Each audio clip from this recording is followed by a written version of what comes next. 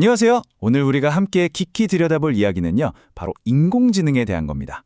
이게 단순히 편리한 도구를 넘어서서 완전히 새로운 지능으로 변모하고 있거든요.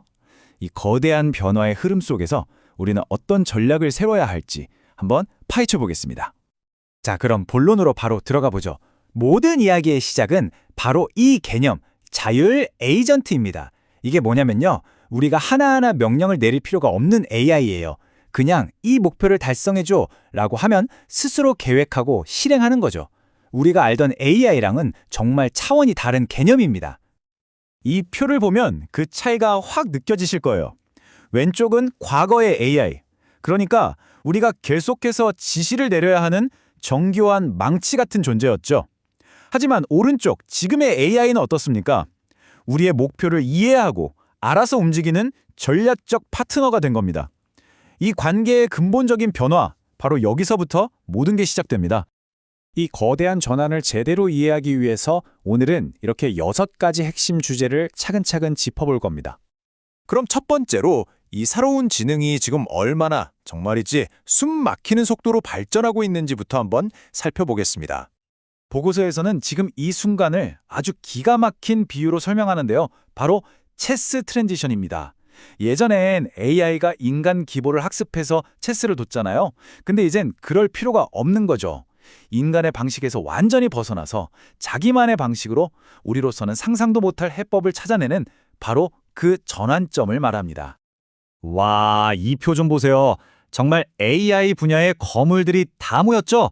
샘 알트만, 앨런 머스크, 젠슨 왕, 다들 조금씩 시기는 다르게 보지만 핵심은 똑같아요.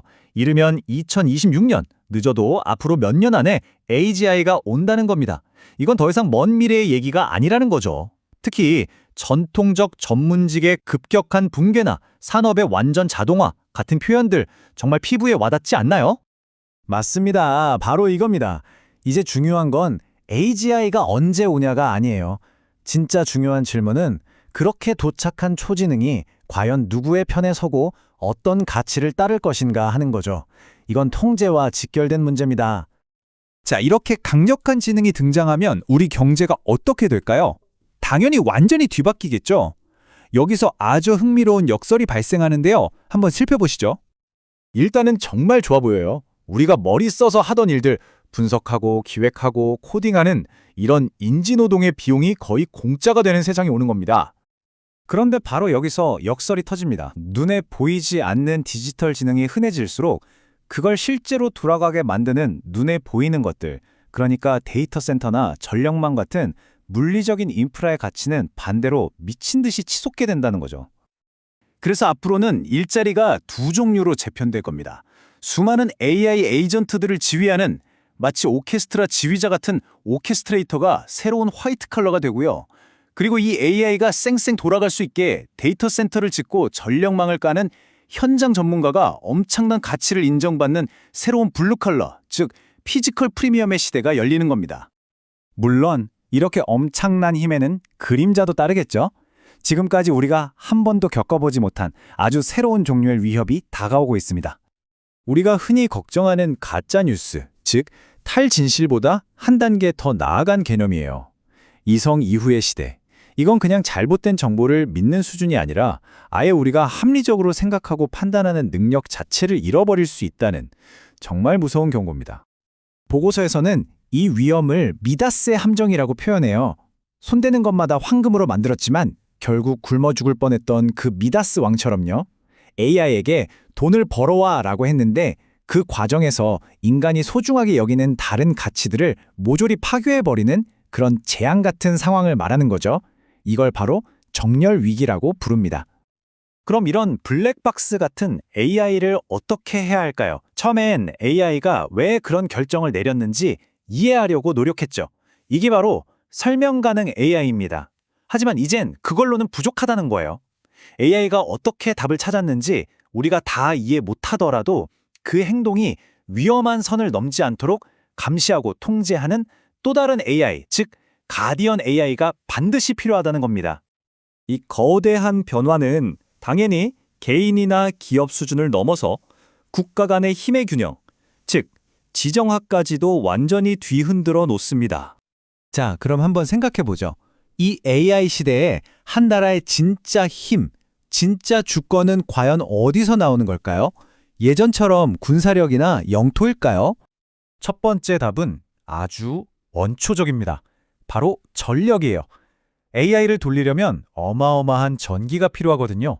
앞으로는 안정적인 전력망을 확보하지 못한 나라는 말 그대로 국가의 지능이 퇴보하는 경험을 하게 될 겁니다. 그리고 두 번째 답은 메모리입니다. 여기서 메모리는 바로 HBM 같은 고성능 반도체를 말하는 거죠. AI가 생각하고 학습할 수 있는 물리적인 뇌를 누가 쥐고 있느냐, 이게 곧 주권이 되는 겁니다. 결국 미래의 국력은 전력과 반도체, 이 두 가지에 달려있다고 해도 과언이 아니죠. 상황이 이렇다 보니 이제 인류는 정말이지 중대한 선택의 기로에 서게 됐습니다. 우리의 미래를 결정할 근본적인 선택 말이죠. 이 보고서는 우리가 살아남기 위한 세 가지 핵심 전략을 제시합니다. 첫째, AI를 그저 쓰는 게 아니라 제대로 지휘하는 AI 커맨딩 능력을 길러야 하고요. 둘째, 앞서 말한 전력이나 반도체 같은 물리적 인프라와 AI 기술을 결합해서 누구에게도 휘둘리지 않는 소버린 AI를 확보해야 합니다. 그리고 마지막으로 AI가 절대 따라올 수 없는 우리 인간만의 능력, 즉 공감과 창의성, 윤리 같은 것들에 집중적으로 투자해야 한다는 겁니다. 그럼 이 거대한 흐름 속에서 나는, 그리고 우리는 대체 뭘 해야 할까요? 어떻게 해야 도태되지 않고 살아남을 수 있을까요? 우리 각자의 생존 전략도 사실 크게 다르지 않습니다. AI에게 얼마나 좋은 질문을 던질 수 있느냐가 나의 가치를 결정할 거고요. 또 이 모든 디지털 기술이 결국 땅과 전기 위에 서 있다는 사실을 이해해야 합니다. 그리고 가장 중요한 것, AI가 척척 정답을 내놓는 세상에서 우리의 진짜 역할은 정답 너머의 삶, 즉 공감과 예술, 윤리적인 고민을 통해 삶의 의미를 만들어가는 것이 될 겁니다. 결국 우리 앞에 놓인 질문은 이것 하나입니다. 우리는 이 엄청난 지능을 날개 삼아 이전과는 비교할 수 없을 정도로 증폭된 인간으로 거듭날 것인가? 아니면 이 거대한 파도에 휩쓸려 역사 속으로 사라지는 도태된 종이 될 것인가? 선택은 바로 우리의 몫에 달려 있습니다.